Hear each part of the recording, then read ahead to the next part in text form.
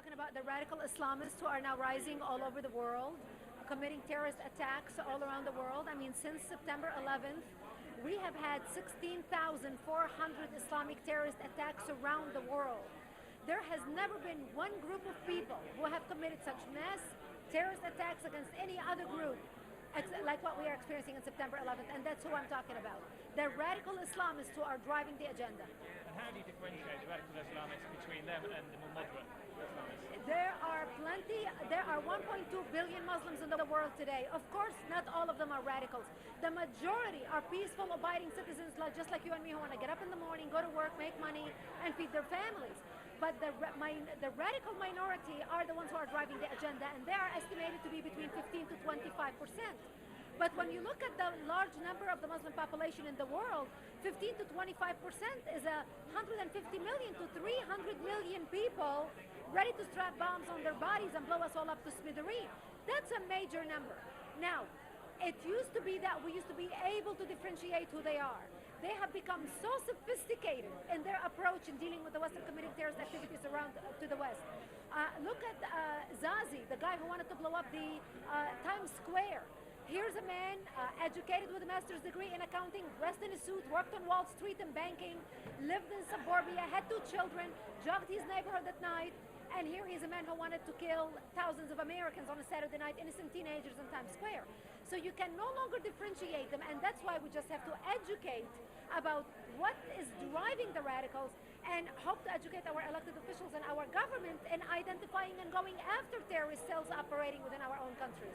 You mentioned that obviously the Western governments are playing a role in doing that, but aren't perhaps the Islamic governments or the Islamic people best to clean their own house? Absolutely, and the problem is right now they're not doing it, they're becoming more radicalized.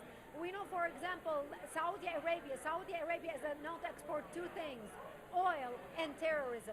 We know that the Saudis since the 70s has spent billions of dollars since they started coming with the oil wealth into setting up radical madrasas and mosques all over the world. There are 25 Islamic radical madrasas in major capitals across the world, teaching hate the infidels, Jews and Christians are pigs and apes. So they are exporting their Wahhabi ideology. And what's happening right now, because of the oil wealth, they are no longer confined to a little corner of the desert in Arabia.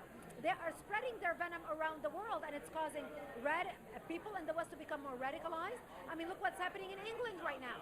The new generation of Muslims born in England are more radicals than their parents who came to England as workers who immigrated to work.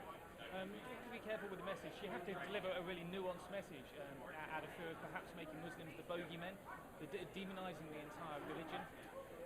We have not demonized the entire religion. As you have heard me, if I demonized an entire religion, I spoke about the radicals. If I told you that out of 1.2 billion, only the radical minority are driving the thing, so if I demonized their religion, have I talked about anything other than the minority radicals? So it is a nuanced message that we need. What's that? A nuanced message. It needs to be a very nuanced message that you're giving across.